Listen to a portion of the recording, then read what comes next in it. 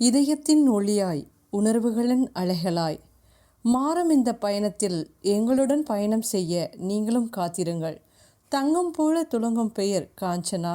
அவள் சுவாசம் கூட ஒரு கதை, அவள் நிசப்தம் கூட ஒரு ரகசியம்.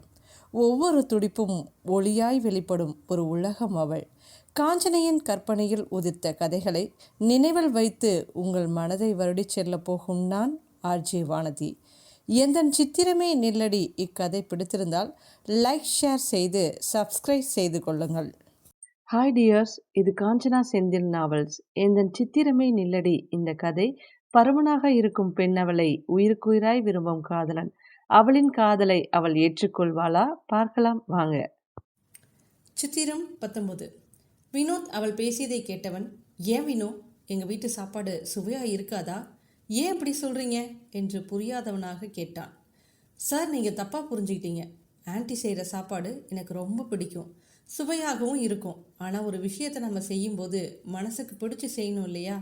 உங்கள் வீட்டு சாப்பாடு நான் சாப்பிட நினச்சா கூட எனக்கு உங்கள் வீட்டில் இருக்கிறவங்க பேசுகிற பேச்சு தான் ஞாபகம் வரும் என்று வருத்தத்துடன் கூறினாள்.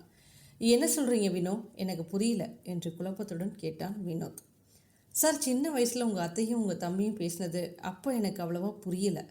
ஆனால் வளர வளர அவங்க நான் சாப்பிடாது தான் கேலி செய்து பேசுகிறாங்கன்னு புரிஞ்சுக்கிட்டேன். அது மட்டும் இல்லாமல் நான் சாப்பிட ஆரம்பித்தா சாப்பாடு காலி ஆகிடும்னு சொல்லுவார் உங்கள் தம்பி. அப்படி இருக்கும்போது நான் எப்படி சார் உங்கள் வீட்டு சாப்பாடு சாப்பிடணும்னு நினைப்பேன் என்று கூறினாள். ஓ சாரி வினோ, அவங்க சார்பில் நான் உங்ககிட்ட மன்னிப்பு கேட்குறேன். மனதார மன்னிப்பு கேட்டான் வினோத். நீங்கள் மட்டும் என்ன சார், சாப்பாடு விஷயத்தில் எதுவும் சொல்லாட்டியும் கூட மற்ற விஷயத்தில் என்னை நோக்கடிச்சிட்டு தானே இருக்கீங்க. உங்களுக்கும் அவங்களுக்கும் பெருசாக வித்தியாசம் இல்லை சார். ப்ளீஸ் என்னை விட்டுருங்க, நான் கேண்டீனில் சாப்பிட்டுக்கிறேன் என்று அங்கிருந்து நகர இருந்தவளை கைப்பிடித்து நிறுத்தியவன் அவளை இழுத்து நாற்காலியில் அமர வைத்து அவளின் காலடியில் அவன் அமர, அவளோ இவனின் செயலை கண்டு பதறித்தான் போனாள். ரிலாக்ஸ் வினோ, ரிலாக்ஸ் என்று அவளின் கையை பிடித்தவன், இங்கே பாருமா, நான் உன்னை மனசு நோகும்படி பேசியிருக்கேன். ஆனால் நிறைய நேரம் விளையாட்டுத்தனமாக தான் பேசியிருக்கேன்டா. ப்ளீஸ் புரிஞ்சுக்கோ. எனக்கு உன்னை ரொம்ப பிடிக்கும். இதை நான் இப்போ சொல்லக்கூடாதுன்னு நினச்சேன். ஆனால் நீ இவ்வளோ ஃபீல் பண்ணுறதால சொல்கிறேன்டி. நீ என் பக்கத்துலேயே இருக்கணும்னு தோணுது. இருப்பியா கண்ணம்மா என்றவனை வேற்று கிரகவாசி போல் பார்த்தவள், சார் என்ன செய்கிறீங்க?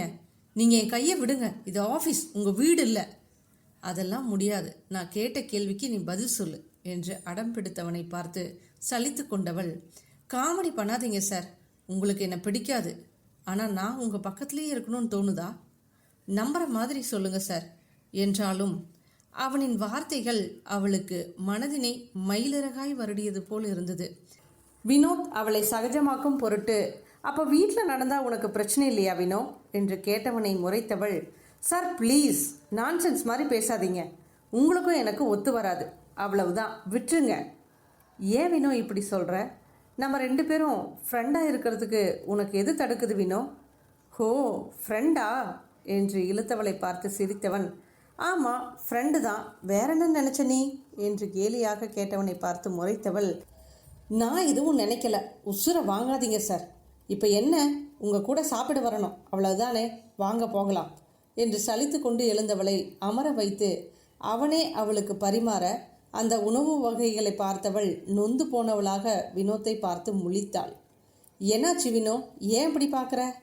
சார் என்ன சார் இதெல்லாம், இதை மனுஷன் சாப்பிடுவாங்களா? ஏன் வினோ அப்படி சொல்கிற? நான் சாப்பிடுவேன்.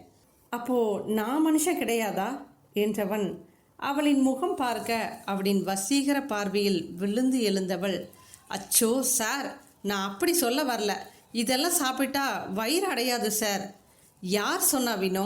இந்த சிறுதானியங்கள், வரகு, சாமை, குதிரவாளி இதெல்லாமே சாப்பிட்ட உடனே வயிறு நிரம்பிடும், நீ சாப்பிட்டு பாரு என்றவன் யோசிக்காமல் குதிரைவாளி வெஜிடபிள் பிரியாணி எடுத்து அவளுக்கு ஊட்ட, அதை எதிர்பாராதவள் அவனை பார்த்து விழி விரிக்க, என்னடி அப்படி பார்க்குற, வாயத்தர என்றதும் அவள் வாய் தன்னிச்சையாக திறக்க அவனோ சிரித்து கொண்டே அனைத்தையும் ஊட்டி முடித்தவன் வரகரிசி பாயாசத்தை அவளுக்கு கொடுக்க, அவளும் கண்கலங்கியவளாக அதையும் காலி செய்தவள் அவனையே கண்ணெடுக்காமல் பார்த்து கொண்டிருந்தாள்.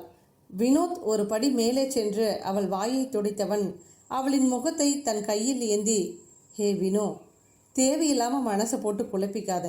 எனக்கு தெரியும்டி, நீ வெளியே ஜாலியாக இருப்பதை போல நடித்தாலும் உள்ளுக்குள்ளே புழுங்கி தவிக்கிற, அப்படித்தானே என்றதும் அவளின் கண்ணீர் வலிந்து கொண்டே இருக்க அவளின் கண்ணீரை துடைத்தவன், சொல்லுடி, நான் சொன்னது உண்மைதானே என்றதும் முழுவதுமாக தன்னிலை அடைந்தவள், சார் என்ன பண்ணுறீங்க? நீங்கள் கையை எடுங்க. என்ன நினச்சிட்டு இதெல்லாம் செய்கிறீங்க? ப்ளீஸ் சார், நீங்கள் எப்பவும் போல இருங்க. நான் நல்லா தான் இருக்கேன். எனக்கு ஒன்றும் இல்லை. சொல்லி முடிப்பதற்குள் தடுமாறித்தான் போனாள் பெண்ணவள். என்ன வினோ, பயமா? எங்கே உன் மனசு என் பக்கம் சாய்ந்துடுமோன்னு பயப்படுற, அப்படித்தானே? சார் என்ன பேசுகிறீங்க நீங்கள்? நான் மறுபடியும் சொல்கிறேன், உங்களுக்கும் எனக்கும் ஒத்து வராது. நீங்கள் எங்கே, நான் எங்கே? ப்ளீஸ் அதை பற்றி பேசாதீங்க. சரி சரி, பேசலை. நீயே ஒரு நாள் என்னை புரிஞ்சுப்ப வினோ. உங்களை பற்றி புரிஞ்சுக்க என்ன இருக்குது சார்?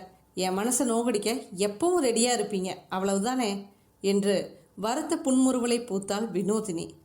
வினோ, நான் செய்தது எல்லாம் தவறு தான், என்னை மன்னிச்சுடுடி. நான் உங்ககிட்ட ஒரு முக்கியமான விஷயம் சொல்லணும், ஆனால் அதுக்கு இது நேரம் இல்லை. வா, நம்ம போய் வேலையை பார்க்கலாம். என்ன சொல்லணும் மிஸ்டர் வினோத்? இப்போவே சொல்லுங்கள். இப்போ சொன்னாலும் நீ நம்ப மாட்ட. இதுவரை நடந்ததையே உன்னால் நம்ப முடியல, அப்படித்தானே? நீங்கள் இப்போ சொன்னாலும் எப்போ சொன்னாலும் நான் நம்ப போகிறதில்ல, அதுதான் உண்மை. ஏன் சார் இப்படி பண்ணுறீங்க என்று விரக்தியாக கேட்டாள் வினோதினி. சரி சரி, நம்ப வேண்டாம், வா வா, நேரமாகுது என்றவன் முதலில் எழுந்து செல்ல இவளோ இதுவரை நடந்ததெல்லாம் கனவோ என்று யோசித்தவள் தன் கையை கிள்ளி கொண்டவள், அச்சோ வலிக்குதே, உண்மைதான் போலவே. இந்த மனுஷனுக்கு என்ன ஆச்சு? ஒருவேளை இவர் என்னை விரும்புகிறாரோ? இருந்தாலும் இவனை நம்ப முடியாது என்று நினைத்தவள் அவளும் எழுந்து வேலையை ஆரம்பித்தாள். வினோத், மிஸ் வினோதினி, நம்ம கம்பெனி கூட டைப்பில் இருக்கிற கம்பெனியோட ஓனர்ஸ் கூட மீட்டிங் அரேஞ்ச் பண்ணுங்கள். Okay sir. மெயிலெல்லாம் செக் பண்ணி ரிப்ளை பண்ணிட்டீங்களா? பண்ணியாச்சு சார். கால் எது வந்தாலும் நீங்களே அட்டன் பண்ணுங்கள். இம்பார்ட்டன்ட் கால் மட்டும் என்கிட்ட கொடுங்க, ஓகேவா? இதெல்லாம் வருஷம் சொன்னாங்க தானே? இதெல்லாம் எனக்கு தெரியாதாடா? ஏண்டா குழந்தைய ட்ரீட் பண்ணுற மாதிரி பண்ணுற தடிப்பயலே என்று மனதில் புலம்பியவள், எஸ் சார் சொன்னாங்க. ஓகே குட், நேரமாச்சு வினோ, நீங்கள் கிளம்புங்க. ஓகே சார் என்று கிளம்பியவளை, ஒரு நிமிஷம் வினோ என்று தடுத்தவன் மணியை பார்த்து பியூனை அழைத்து காஃபி கொண்டு வர சொல்ல வினோதினி குதூகலமாக அதை வாங்கி வாயில் வைத்தவள் முகம் சுளித்து, சார் என்ன சார் இது?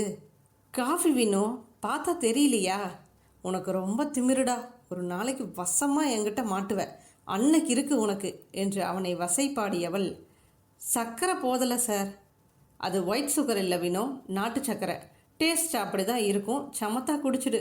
எது நாட்டு சர்க்கரையா? ஏன் சார் இப்படி என்னை சாவடிக்கிறீங்க? மதியம் சிறுதானியம், இப்போ இப்படி ஒரு காஃபி. உங்களை நான் இதெல்லாம் கேட்டேனா? ஏன் சார் என்னை இப்படி பழி வாங்குறீங்க? வினோ, விளையாடாத, அந்த காஃபியை குடிச்சிட்டு கிளம்பு. எனக்கு வேண்டாம் சார், நீங்களே குடிங்க, நான் கிளம்புறேன். வினோ, இப்போ நீ குடிக்கிறியா இல்லை நான் குடிக்க வைக்கவா என்று அவளை நெருங்க, சார் சார் என்ன பண்ணுறீங்க? அங்கேயே நில்லுங்க. உங்களுக்கு என்ன பைத்தியம் பிடிச்சிருக்கா? வேலை விஷயத்தில் நீங்கள் என்ன வேணாலும் சொல்லுங்கள், இதே மாதிரி என் சாப்பாடு விஷயத்தில் தலையிடுற வேலை வச்சுக்காதீங்க சார். அந்த உரிமையை நான் என் வாழ்க்கையில் ரொம்ப முக்கியமான உறவான எங்கள் அம்மாவுக்கும் கண்ணனுக்கும் கூட கொடுக்கல. ஓஹோ, உங்கள் அம்மா கண்ணன் மாதிரி நான் உனக்கு முக்கியமான உறவு இல்லையா? அது எப்படி சார் நீங்கள் எனக்கு முக்கியமானவராக இருப்பீங்க? யார் சார் நீங்கள்? அவங்க 2 பேரும் என் வாழ்க்கையோட ஒன்றிய உறவுகள், நீங்கள் அப்படி இல்லையே. ஏய் போதும் நிறுத்து. என்னடி சொன்ன? நான் உனக்கு முக்கியமான உறவு இல்லையா என்று அவளை மேலும் நெருங்க அவளோ பயத்தில் எச்சில் விழுங்கியவள் பின்னே சென்று கொண்டே, இல்லை சார், நீங்கள் எனக்கு முக்கியமான உறவு இல்லை. ஓஹோ அப்படியா? அதை என் கண்ணை பார்த்து சொல்லடி என்றதும் இவளோ சுவற்றில் மோதி நின்றவள் அவன் கண்ணையே பார்த்தவள், நீ எனக்கு முக்கியந்தாண்டா, ஆனால் நீ பண்ணுற ஒவ்வொரு விஷயமும் என்னை ரொம்ப பாதிக்குது. நான் என்ன செய்யட்டும்? உனக்கும் எனக்கும் சரி வராது, புரிஞ்சுக்கோ என்று நினைத்து தன் மனதை கல்லாக்கி கொண்டவள், உங்களுக்கு என்ன ஒரு தடவை சொன்னால் புரியாதா? சரி, மறுபடியும் சொல்கிறேன், நீங்கள் எனக்கு முக்கியமான உறவு இல்லை இல்லை இல்லை, போதுமா என்ற அடுத்த நொடி அவன் செய்த காரியத்தால் வெளிவிரித்து நின்றவளின் கண்களில் கண்ணீர் வழிந்து கொண்டே இருந்தது.